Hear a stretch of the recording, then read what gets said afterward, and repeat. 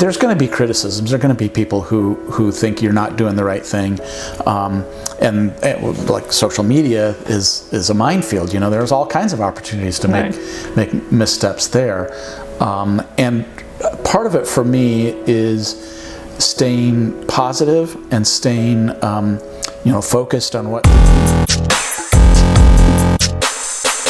What is up, everybody? This is Yuri and welcome to another episode. I believe that we hustle every single day to execute our dreams, but sometimes we lack motivation and inspiration. To help you with that, my channel is focused on bringing different hustlers and personalities who will share their ideas, thoughts, and their journey to success. Before I introduce today's guest, I want to share 3 biggest takeaways from this interview and what I learned from this interview. Please put a comment and let me know what did you learn from this interview and what was your biggest takeaway from this interview. For me, it was 1, how do you face failures and how do you overcome them? 2, how do you find your passion and how do you get started with your dream? And 3, how do you deal with when people make fun of you or people give you criticism on social media or anywhere in the world? So those were 3 biggest things which I learned. Please put a comment and I want to know what did you learn from this video. Alright, I am super happy and excited to introduce today's guest. He has love and passion for community and collaboration. He has served many leadership roles as a community leader in Chico, California. He has also served leadership role in homeless shelter in Chico, California. He is a manager at tech company and also my co-worker. And his most recent venture is that he is a powerful candidate for City Council, and I hope that you love his vision, ideas, thoughts, and his journey to success. So please help me in welcoming Rich Ober. All right. Thank you so much for coming and doing this. I am excited to know your personal story and I know that I'll be inspired, and I hope you inspire a million others who are watching. Well, it's really nice of you to have me, and I'm excited too. This should be fun. Great. Usually, I love to know childhood stories, and I know you've got so much variety. You have community leadership roles, and then you have professional roles. So I want to dive into your childhood. Like, when you were a child growing up, did you always think that you're going to do something with community leading? And right, yeah. Well, part of that story, I grew up in a tiny town in Ohio, and it's not unlike the region where we live. So little farming town, about 300 people in this town, and my mom actually ran for village council. And this is a small enough place that I think she got maybe 13 votes or something, and that was enough to win the election. And so she spent the next maybe 10 years as a village counselor, and watching her do that work.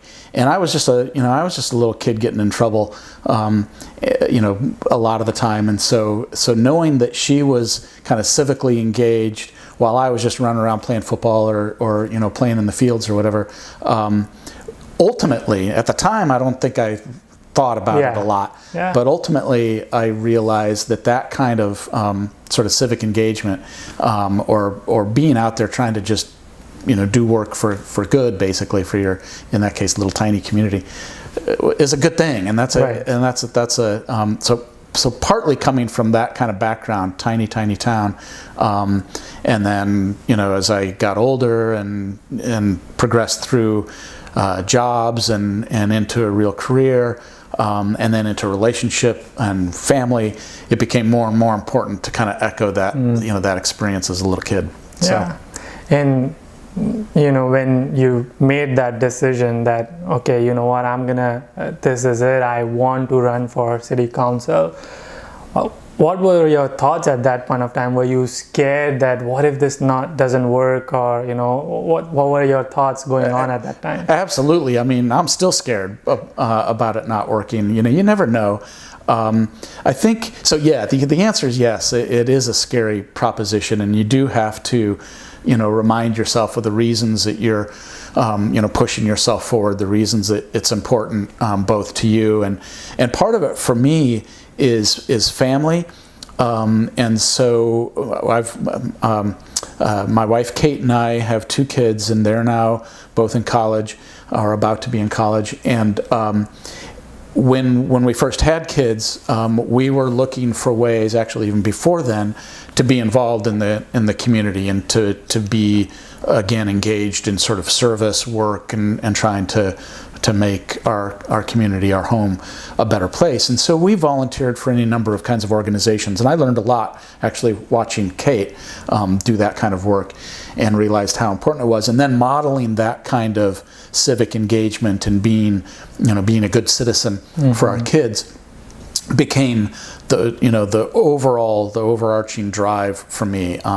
So the couple of nonprofits that I got involved with, and then getting involved with the city a little bit, specifically with the Park Commission, was largely because I wanted our kids to see me and us as adults in their lives, trying to do good work, basically. So that became a real motivator. But that's part of what makes it scary too, right? You don't want to fail in front of your family or your friends. You don't want your kids to see you, So how do you push yourself? Yeah, I think part of it is reminding yourself almost every day, or in running for office, reminding yourself every time you go in to meet with people or give a talk, that it's not so much about the short-term immediate task at hand. It's about trying to accomplish something bigger than whatever that task is. And obviously, maybe it's a cliche, but bigger than yourself. And so you get that scared, nervous, pit of your stomach kind of feeling. And the only way, for me at least, to push that aside is to say, this moment isn't about me even necessarily. It's about something that I believe in, and I think that I might be able to make a difference. And so you have to push through. Right. We talk about a lot of hard work and hustle on every episode, and I can imagine that you do, because I work with you, so I know that you are always in 9 to 5 in the office. Then you probably have to do a lot of talks and go meet people, and then your family life. So you hustle a lot more than us regular people, I would say. But is that tiring? What keeps you going? So yes, it is tiring, and people say that doing community service work, volunteer kind of work, let alone running for office or being an office holder, if that happens, is like having at least a second job, or maybe 1.5 more jobs. And so it's hard. I mean, there's some basic skills around time management and things like that come into play, but it's very much like having a second job. These days, and it's nothing new. I mean, I've worked on any number of local nonprofits and been involved with various boards and whatnot, and all of that work means putting in hours of reading, putting in hours of attending meetings. Most of your evenings, many at least of your evenings, are not your own. And the one thing that I would say that has been true for me, and is a reason to keep doing it, is as much as you might dread going to one more board meeting or one more committee meeting or whatnot, and as you're driving at 7 o'clock at night to arrive, and you're not going to get home until 11 o'clock, that you kind of dread, and it's hard. And there are any number of times when you feel like, boy, I just don't have it in me to go to one more meeting. But then when you get there and you start working with people, and we're lucky that we work in our jobs and be outside of our jobs with some amazing people, then you start to feed on that energy, and suddenly the evening has felt not like drudgery, but has been it's felt like a good thing to have done. So I think if you rely just on, fate or luck, or just assuming that things are going to work out, then while sometimes they do, and it's really nice when things just fall into place, more often than not, you can't. If you count on that, then you're going to miss opportunities, and you're going to miss chances again to contribute in a positive way. So I think that's spot on. I mean, I think that the idea of hustling and the idea of being engaged is critical to the kinds of stuff that I've done, both professionally and outside of my job. And I think that for part of it is the idea of continuing to keep moving. And for me, in again, the work that I do, or the way that I've approached this kind of activity, is staying curious. And that's really important to me, is if you are really curious about your environment, or the people that you live with, or your community, or literally the environment, and you want to learn, you want to find out more about how people are living their lives and what their needs are, or whatever. If you have that sense of curiosity and exploration, then that is part of the fuel. Right. It's like real energy. It's like it's like an energy bar or something. That it's like asking one more question and trying to learn a little bit more is its own motivation, I think. Yeah. So. You are going to be you are a public figure, and you're all over social media, and a lot of time it's easy to say things in social media, and it's negative things, negative comments, and when you read them, do you what's your thoughts on that? Like, do you feel like, oh God, I don't know, Yeah. You know what I mean? I do. Yeah. I think I do. Again, it goes, as part of it is that fear of making a mistake, but when you put yourself out there, in whether it's your job or your relationships or doing something else, there's going to be criticisms. There are going to be people who think you're not doing the right thing, and like social media is a minefield. There's all kinds of opportunities to make missteps there, and part of it for me is staying positive and staying focused on what the kind of your core values are, and what you really believe in, and what's really important. And when somebody either points out an actual failure, then you just have to own up and say, yep, wow, that was a goof, that was a mistake, I shouldn't have done that or said that. Fortunately, hasn't been a lot of that. Yeah. But it happens to all of us, and so you, first of all, you own up when you do make a mistake, but you also, when somebody is critical in a way that doesn't seem fair, doesn't seem accurate, or something like that, there, in those situations, for me, I think the way forward is to, again, just stay true to what your core values are, what your intent is, and say, yep, well, I respect you, I honor who you are, I know that we perhaps have differences, here's how I feel, and then just simply move forward and say, and allow some of that to just kind of fall into the rearview mirror, right? And it's not that it's not there. You still see it, right? And you learn from it. It goes back to the idea of you learn from every experience, but but it's behind you. You just keep moving forward and trying to do the best you can. Yeah, it's something I just posted yesterday, that your dreams are yours. Don't let others doubt on your dreams, because they don't see what you see. Right. So no, I think that's great. I think that's exact, and it's owning it. Like you're saying, they belong to you, and ultimately, while we all get lots and lots of help from the people around us, and some of the work to achieve your goals, your dreams, is it's a community that really does that work. But the dream, if you're really pushing to something unique, then ultimately you're right. It's yours, and and if you stay focused and you believe in doing the hard work that will get you there, then that's the best you can do. Yep. I hope and I wish all the luck to you. And if you do win the election, what's your vision for Chico? Yeah, that's a great question, and it's important because it actually, I think, fits in with the theme of what you're doing with these shows. So one of the things that is really important to me is finding ways for people to communicate thoughtfully and in a way that leads to collaboration and finding the things that we share more than things that divide us.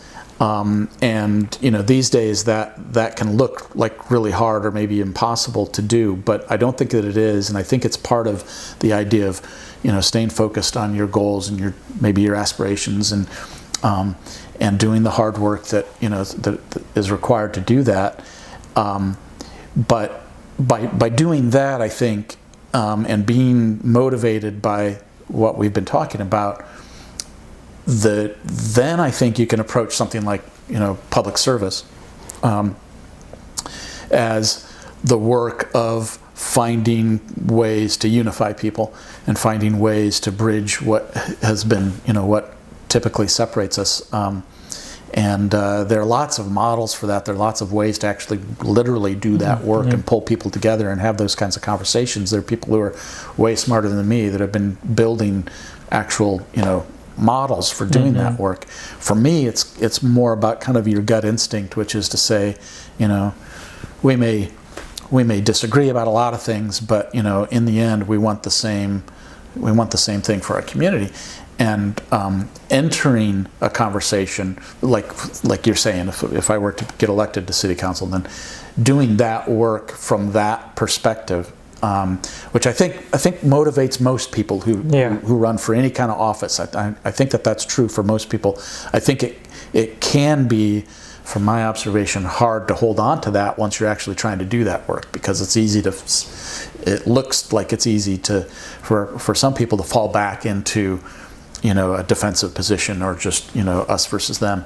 So that's what I hope to do. That's what motivates me to do this, is to find ways to bring people together, and because I think that's the way you actually get real work done. It's again this idea of the hard work, or being motivated, doing the hustling work every day. That's how you actually make things happen in a small town. That's how city government, that's what you should be doing, is just getting real work done, as opposed to being polarized. Right. I don't hope that this will happen, and I don't think it will happen, but let's say if you do fail. Sure. And usually failures discourages a lot of people. Yeah. How do you come back at it? How do you it's okay, I'm gonna move forward? It's hard. Yep. How do you deal with that? Yeah. I think it's entirely I don't hope that it will happen either, but of course it could. And I think that I've failed any number of times. I've had setbacks in my professional career. I've had places where I thought I was headed one direction with in my role with my company, and not my current company, and it ended up kind of going sideways, and so those kinds of setbacks, we all have them in our personal lives.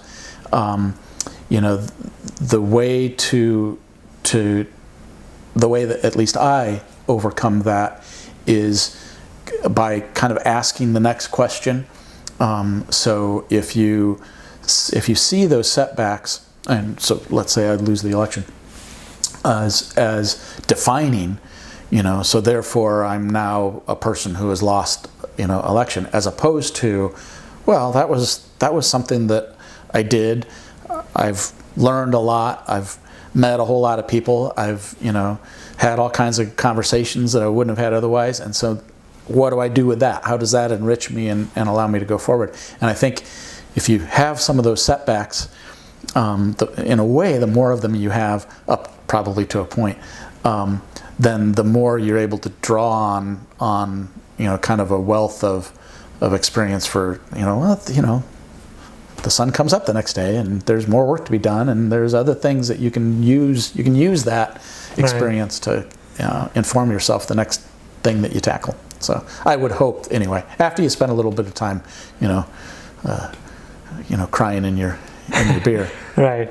So before we wrap up this episode, what's the one advice would you give to me or to people who are watching this video? And it could be anyone who's starting their journey. It could be someone who is looking motivation and inspiration to lose weight, or starting the first day of college, like maybe that's final and looking motivation to study, or want to be a community leader. Anybody, what's the one advice would you give to anyone? The one advice, there are any number of things that are true. Pay attention to the fire in your belly.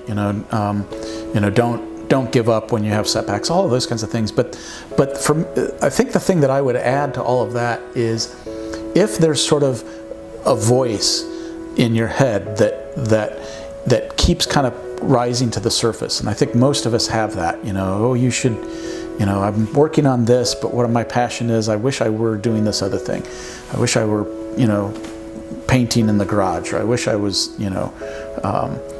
building small houses, for whatever it might be. And that voice keeps coming back, and you say, well, I don't have time. I've got my job, or I've got this other thing that I can't listen to that voice. But if that voice keeps coming back, then start paying attention to it. So if it keeps saying, you should think about running for office, in my case, and that voice has been there for a lot of years, then at some point when the timing's right, go ahead and say, okay, now is the time when I'm going to actually listen to that voice and do what I've been telling myself all this time that I should do. And then you can tap into things like the fire in your belly, and the willingness to do hard work, and the willingness to hustle. But I think if there's a part of you that you're ignoring, or that you're keeping at bay because there are other things that that you feel like in the moment are more important, at some point allow that voice to talk to you really clearly, and then do what it says. Alright, that was a powerful message from Rich Ober. I hope that you learned something from his journey and is motivated to do something with your passion and dream, and I'm sure you will. Please help me in supporting Rich Ober for City Council Chico. And if you learned something new from this video, please put down in the comment section. I would love to see what did you learn from this message and from his journey. If you haven't subscribed already, please subscribe and keep hustling and keep smiling until our next episode.